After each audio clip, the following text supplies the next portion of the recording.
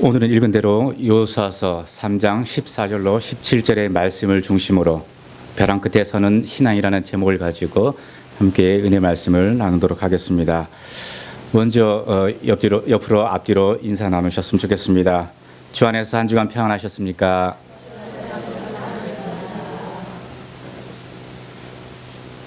한 번 더 인사 나눴으면 좋겠습니다.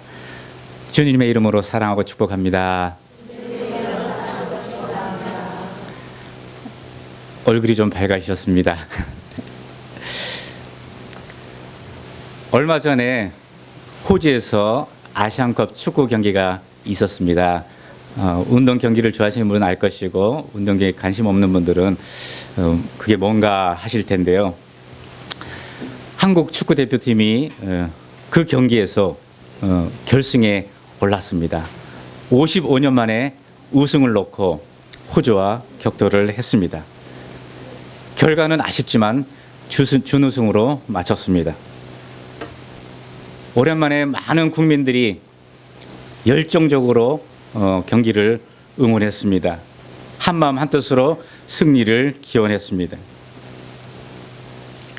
그런데 우승을 차지하지 못했지만은 응원한 많은 사람들이 선수들에게 격려의 박수를 아낌없이 보내주었습니다. 그 이유가 무엇인가 하면은 끝까지 최선을 다하였기 때문일 것입니다. 그 경기의 현장에는 그리스도인들도 있었습니다. 국가대표로서 경기에 나가서 골을 넣는다면은 팀은 물론이고 그 자신 개인에게도 얼마나 큰 기쁨인지 모를 것입니다. 그런데 그 순간에 기도하는 선수들이 있었습니다. 골을 넣은 선수는 너무나 기쁘고 감격해서 기도를 했고요. 그 경기를 보던 다른 선수는 덩달아서 감격에 겨워서 기도하는 모습이 있었습니다. 경기가 끝나고 기쁨을 나눌 때도 경기에 졌을 때도 가장 먼저 경기장에 무릎을 꿇고 기도하는 선수들이 있었다라는 것입니다. 이 기쁨과 영광이 경기를 무사히 마칠 수 있는 것이 하나님께로 왔음을 고백하고 그들의 세레모니는 하나님께 드리는 하나의 예배와 같은 모습으로 얼마나 아름다운지 모르겠습니다. 우리가 하루하루를 보내는 생활 속에서도 승리와 기쁨의 순간이 있을 것이고요. 또 때로는 아픈 상황들, 지치고 힘든 상황들, 그리고 낙담하는 그러한 상황들이 찾아올 수도 있습니다. 그럴 때 여러분은 어떠한 세리머니를 보여주겠습니까? 세리머니라는 의미는 의례, 의식 그걸 의미하지만은 그러나 운동 경기에서는 너무나 기쁘고 감격스러워 사는 행동을 표현하는 것입니다. 2002년도에 히딩크 감독이 한 세리머니가 아주 유명했습니다. 무엇입니까? 손을 움켜쥐고 아래에서 위로 올려치는 그러한 모습의 세리머니를 해가지고 많이 알려졌습니다. 어떤 사람은 두 손을 벌려서 하늘을 바라보는 세리머니를 취합니다. 어떤 선수는 경기장에 무릎을 꿇고 두 손 모아 기도하는 모습을 보였습니다. 여러분에게 그런 상황이 있을 때 여러분 어떠한 세리머니를 해보시겠습니까? 넘치는 기쁨을 많은 사람들에게 알리고 싶은 것이 일반적인 모습입니다. 낙담이 있을 때는 모든 것을 멀리하고 피하고 싶은 것이 동일한 마음일 것입니다. 그런데 그때 오히려 무릎을 꿇고 이 모든 것이 주님의 은혜이며 거기에 주님의 뜻이 있다는 것을 고백하는 신앙이 있다면 그 사람의 모습은 얼마나 아름다울까요? 저와 여러분들의 그러한 모습이 있었으면 좋겠습니다. 말씀을 통해서 주의 풍성한 은혜도 경험하시고 또 그 주님께 결단할 수 있는 시간이 되기를 주님의 이름으로 축복합니다. 한번 따라하겠습니다. 벼랑 끝에 서는 신앙. 오늘 말씀의 제목입니다. 본문 내용에 앞서서 먼저 앞에 있는 내용을 한번 살펴보고 본문의 말씀으로 들어가기를 원합니다. 여호수아 1장에 보면은 모세를 통해서 이스라엘 백성들이 애굽에서 나왔습니다. 광야길을 거쳐왔습니다. 이제 하나님으로부터의 역할이 다 끝나서 모세는 떠나가고 새로운 지도자 여호수아가 서는 모습을 보게 됩니다. 여호수아는 하나님으로부터 사명을 받았습니다. 무엇입니까? 이스라엘 백성을 이끌고 가나안 땅으로 들어가는 사명을 부여받았습니다. 그리고 하나님께서 이러한 방법으로 가라, 그렇게 명령을 하셨고, 받은 명령을 이스라엘 백성에게 그대로 전하는 내용이 나오고 있습니다. 2장에서는 어떠한 내용이 있습니까? 여호수아가 가나안으로 2명의 정탐꾼을 보내죠. 그곳에서 누구를 만나요? 예비된 사람 라합을 만납니다. 그리고 그 정탐꾼들은 과연 하나님께서 가나안 땅을 우리에게 주셨구나라는 확신을 가지고 돌아와 가지고 그렇게 공포를 하는 내용이 있습니다. 이제 3장에서는 하나님이 약속하시고 주시겠다고 하신 그 가나안 땅으로 새로운 출발하는 그 출발점에 있는 모습을 보게 됩니다. 그런데 여호수아와 이스라엘 백성 앞에 요단이라는 장벽이 가로막고 있습니다. 한번 생각해 봅니다. 하나님께서 과연 이 요단을 통해서 어떠한 의도를 가지고 계시는가 하는 것입니다. 거기에는 2가지 의도가 있습니다.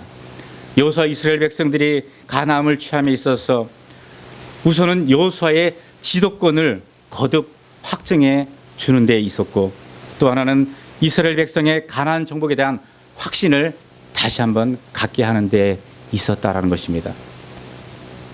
하나님께서 요단강 사건을 통해서 가고 계신 그 의도 첫 번째, 여호수아의 지도권을 거듭 확증해 주신다는 것은 하나님이 요단강을 가르는 그 사건을 통해서 여호수아를 크게 높여줌으로 말미암아 예전에 모세가 홍해를 가름으로 인해서 이스라엘 백성들이 그것을 경험하고 모세를 하나님께서 세운 자임을 인정하고 따랐던 것처럼 여호수아 역시 요단강 사건을 통해서 하나님께 함께 하심을 보여줌으로 인해서 여호수아도 역시 하나님께서 세우신 지도자라는 것을 이스라엘 백성들이 다시금 알도록 하시는 데에 있었다라는 것입니다. 하나님께서는 모세를 통해서 수십 년간을 하나님의 일들을 이뤄가게끔 맡기셨습니다. 앞장서서 행하도록 하셨습니다. 이스라엘 백성들을 이끌고 나가도록 맡기셨습니다. 이제는 그 일을 여호수아를 통해서 하셔야 되었기 때문에 이스라엘 백성들에게 여호수아의 위치를 다시 한번 알리는 게 필요했다라는 것입니다. 여호수아서 4장 14절을 한번 볼까요? 거기에 이렇게 기록되어 있습니다. 그날에 여호와께서 모든 이스라엘 목전에서 여호수아를 크게 하심에 그가 생존한 날 동안에 백성이 그를 두려워하기를 모세를 두려워했던 것 같이 하였더라. 하나님이 세운 자가 여호수아라는 것을 다시 한번 각인시킨 내용입니다. 하나님께서 요단강 사건을 통해서 갖고 계신 의도 2번째, 이스라엘 백성의 가나안 정복에 대한 확신이라는 것은, 가나안 정복은 누구의 싸움이었습니까? 이스라엘 백성들의 싸움이었습니까? 아닙니다. 하나님께서 친히 하시는 싸움이었습니다. 그리고 하나님의 승리를 미리 예고함으로 인해서 이스라엘 백성들은 의심 없이, 염려함 없이, 걱정 없이 여호수아를 중심으로 신앙적 전진을 계속해 나아가기만 하면 되었던 사건입니다. 하나님의 싸움이라는 것은 어떤 것입니까? 하나님께서 함께 하시고, 하나님께서 친히 일하시고, 하나님께서 하나님의 방법을 사용하셔서 승리를 나타낸다는 사실입니다. 그것을 무엇을 통해서 확인할 수 있습니까? 성경에 보니까 언약궤가 등장합니다. 언약궤를 통해서 하나님께서는 그것을 증거하고 있다는 것입니다. 우리가 알고 있는 언약궤가 어떤 것을 상징하고 있습니까? 언약궤는 하나님이 임재하시는 것을 나타냅니다. 하나님께서 함께 하시는 것을 알려주는 것입니다. 하나님께서 약속하시는 증거가 언약궤를 통해서 나타난다는 것입니다.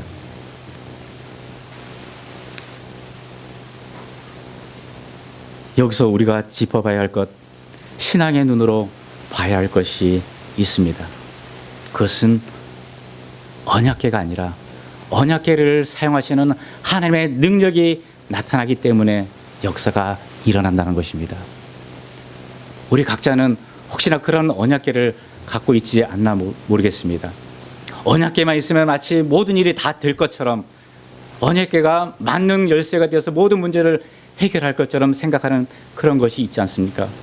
나에게서 자신 있는 것, 나는 재물이 좀 많아, 물질이 많아, 그러니까 이걸로 모든 것을 다 할 수 있어. 나는 어느 정도 위치가 있어, 그래서 그 권리를 가지고 모든 것을 할 수 있어. 나는 남들이 인정하는 명예가 있기 때문에 내가 무엇을 하도 많은 사람들이 나를 따라. 혹시 그런 것을 생각하면서 그런 것을 의지하는 모습이 있지 않았습니까? 아니라는 겁니다. 언약궤가 중요한 것이 아니라, 언약궤가 스스로 능력을 나타내는 것이 아니라, 하나님께서 그 언약궤 능력을 부어주시니까 그러한 역사가 일어났다라고 우리에게 가르쳐주고 있다라는 것입니다. 하나님이 함께 하셨기 때문에 그러한 기적을 체험할 수 있었다라는 사실입니다. 우리가 그것을 때때로 간과하고 있다고 성경은 우리에게 교훈합니다.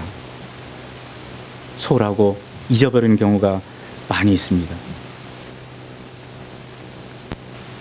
핵심은 하나님께서 그 문제에, 그리고 그 일에 개입하시는가, 나의 하나님이 나를 위해서 일해주고 계시는가, 거기에 달려있음을 알아야 한다는 것입니다.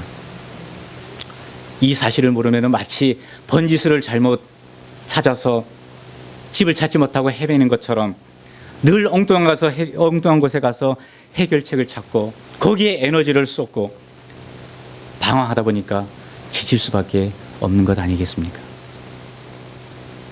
여러분, 신앙이 무엇입니까? 신앙에 대해서 많이 얘기를 들었습니다.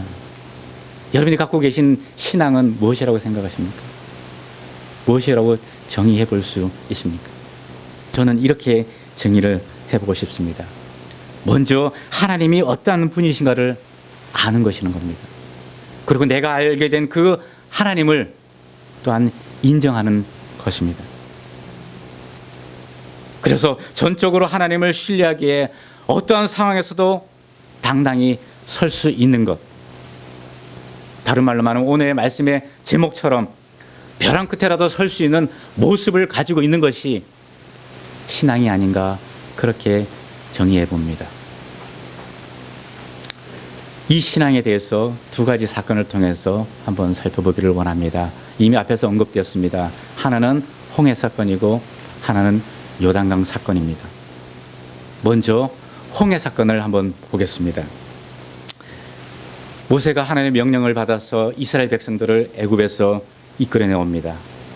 그리고 홍해를 건널 때 그때의 상황이 어떻게 되었습니까? 바다가 갈라져서 이미 길이 만들어져 있었습니다. 모세와 이스라엘 백성들은 그 만들어진 길을 걸어갔습니다. 이스라엘 백성들이 그 당시에 바다에 뛰어든다 해도 전혀 물에 빠져 죽을 염려가 없습니다. 그런 상황에서 하나님을 향한 특별한 믿음을 요구합니까? 특별한 믿음이 필요로 합니까?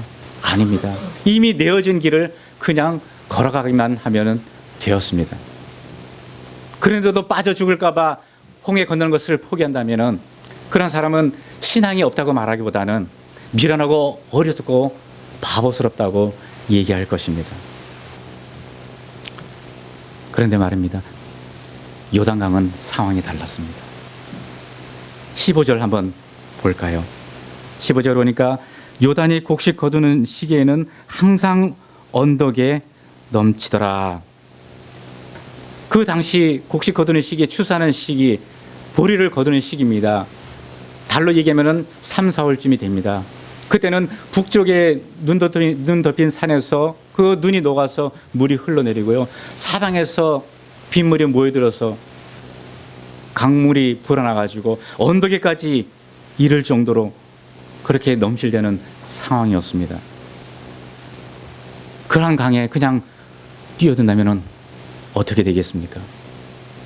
반드시 죽는다는 것, 그리고 애굽에서 출발해가지고 지금까지 오는 동안 수많은 고생을 겪었는데 모든 여정이 허사가 되고 끝장이라는 것을 누구나 상식적으로 알게 될 것입니다.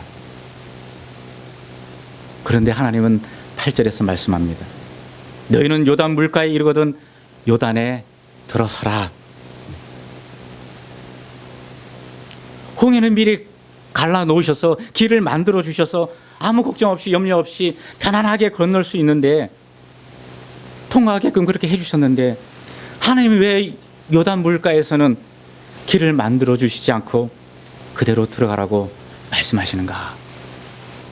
이스라엘 백성 입장에서는 의아스러울 수도 있고요, 또 하나님이 괜히 원망스러울 수도 있었을 것입니다. 왜 그랬을까요? 하나님 무슨 뜻으로 그러셨을까요? 바다는 갈라주시고 강물은 갈라주시지 않은 그 하나님의 마음이 뭘까요? 하나님이 심술이 나셨을까요? 이스라엘 백성들이 하는 모습을 보니까 마음에 안 들고 탐탁지 못해서 요단강을 그대로 놔두셨을까요? 아닙니다. 앞에 내용을 보니까 1, 2장의 말씀을 보니까 며칠을 머무는 동안에 이스라엘 백성들은 하나님의 그 말씀을 준행하기 위해서 자기들을 성결케 하는 시간들을 가졌습니다. 하나님을 예배하는 시간들을 가졌습니다. 그런데 하나님께서는 요단강을 갈라주시지 않았습니다. 그것은 하나님이 명령하신 요단에 들어서라는 것은 이스라엘 백성이 과연 여전히 하나님을 전적으로 신뢰하고 있는가를 증명해 보라는 뜻이 담겨 있다는 것입니다.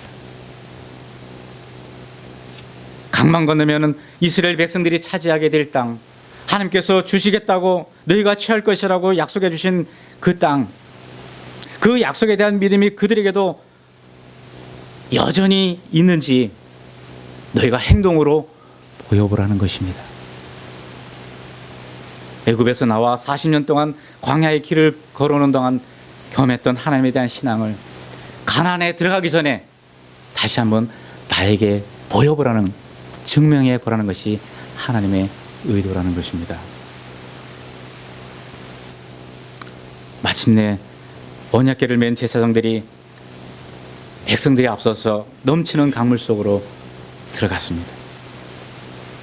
그들이 요단 강물에 들어갈 수 있던 것은 그동안에 갖고 있었던 세상적인 지식, 그들이 경험했던 그런 것들로 인해서 들어갈 수 있던 상황이 아니었습니다.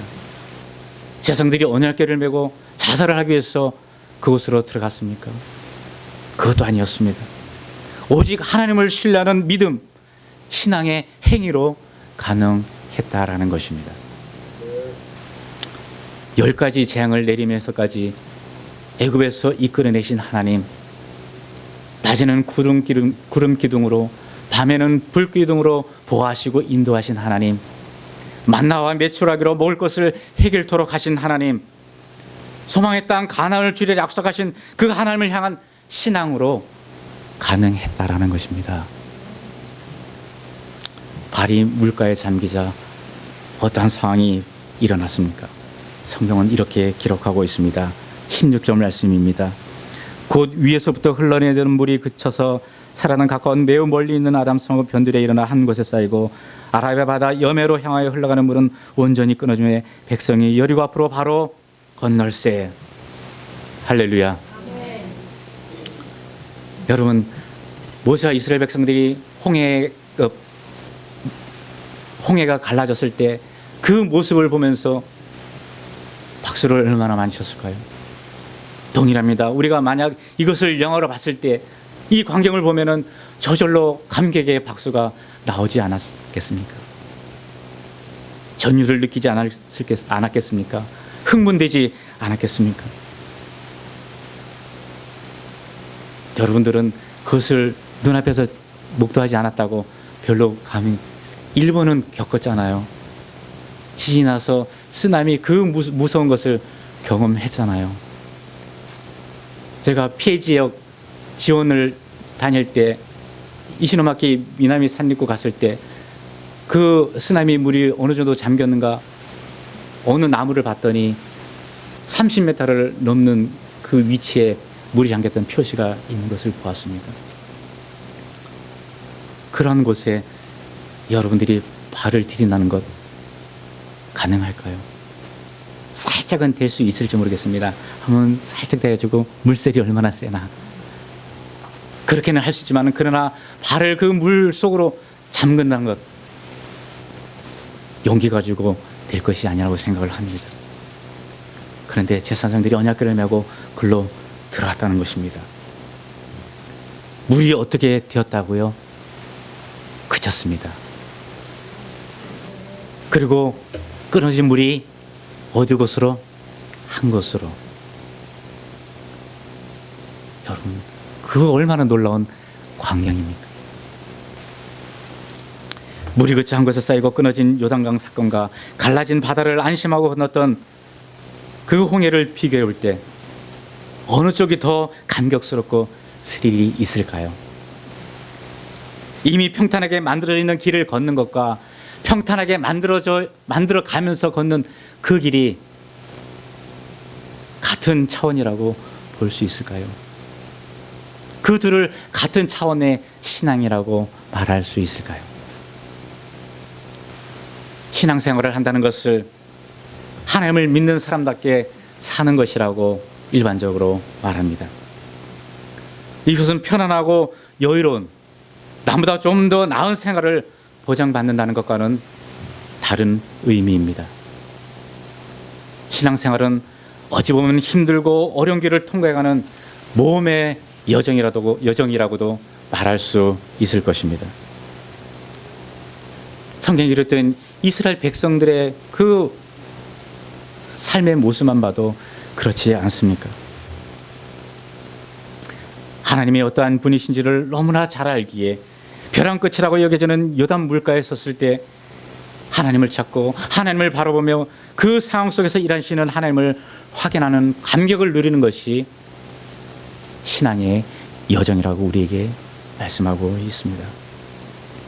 그런데 일반적으로 사람들은 어떻습니까? 아니요, 다른 사람은 차지하고 저와 여러분들의 모습은 어떻습니까? 홍해 앞에 서기를 더 좋아합니까? 아니면 요단강 물가에 서 있는 것을 더 좋아합니까? 저 역시도 자주 많이 홍해 앞에 서 있는 것을 더 좋아합니다. 이스라엘 백성들이 40년간 삶의 현장을 체험하며 보낸 세월을 통해 하나님을 알고 경험했듯이 저와 여러분들도 10대에서 70대까지 인생을 살아온 동안 신앙의 삶 가운데 하나님을 알아왔습니다. 때로는 하나님이 이런 분이고 또 때로는 하나님이 이러한 모습으로 다가오시고 나타내시고 함께 하셨던 것들을 경험했습니다. 그렇다면 평생 홍해 앞에 서는 것과 요단 물가에 서는 것 중 어느 것이 더 바람직한 신앙이라고 여겨지십니까? 어느 것이 더 가치 있는 신앙이라고 생각을 하십니까? 성경이 우리에게 가르쳐주고 교훈하고 있는 것은 때로는 쓰러지고 때로는 넘어지고 때로는 울고 때로는 씨름할지라도 다시 일어서서 이렇게 고백하는 것입니다. 내일 일은 난 모릅니다. 그냥 오늘 하루하루 열심히 주님을 바라보고 주님을 의지하고 살겠습니다. 그러니까 주님께서 나를 붙들어 주십시오. 나를 도와주십시오. 그렇게 고백을 하면서 나에게 주어진 신앙의 길, 나에게 주님께서 맡겨주신 그 사명의 길, 그리고 하나님께서 나에게 주신 그 생명의 길을 걸어간다면 지금도 여전히 여러분들을 바라보시고 여러분과 함께 하시고 여러분들을 위해서 일하시는 하나님을 알게 될 것이고 그 하나님의 사랑이 얼마나 크고 놀라운지를 경험하게 될 것이라는 겁니다. 말씀을 마무리하겠습니다. 결국 신앙이라는 것은 나의 아버지가 되시는 그 하나님을 전적으로 신뢰하기에 나 자신을 벼랑 끝에라도 세울 수 있는 모습을 가지는 것이란 겁니다. 제사장들이 언약궤를 메고 과감히 그 요단 강물에 넘실대는 요단 강물에 발을 디딘 것처럼 제사장들이 언약궤를 메고 그 강물을 밟고 있는 동안에는 아무런 문제 없이 이스라엘 백성 모두가 건넜던 것처럼 여러분들이 주를 바라보는 그 신앙을 가지고 있다라면 전혀 흔들릴 일이 없을 것입니다. 어떤 유혹이 온다 할지라도, 어떤 상황이 내게 닥쳐온다 할지라도 그것을 능히 넘어설 수 있는 자신의 용기가, 담대함이 우리에게 부어 주어질 것이라는 겁니다. 우리가 벼랑 끝에 섰을 때 넘어지는 것이 아니라 오히려 하나님의 놀라운 일들을 우리는 보게 될 것입니다. 하나님을 두려워하는 사람은 하나님 외에 모든 세상의 것들을 다 두려워하지 않게 될 것입니다. 그런데 반대로 하나님을 두려워하지 않는 자들은 하나님 외에 세상의 모든 것들을 두려워하게 될 것입니다. 여러분은 어떤 것들을 선택하시겠습니까? 우리 옆으로, 앞뒤로 이렇게 인사했으면 좋겠습니다. 벼랑 끝에 서는 신앙을 소유합시다. 벼랑 끝에 서는 신앙으로 승리합시다. 할렐루야. 기도하겠습니다.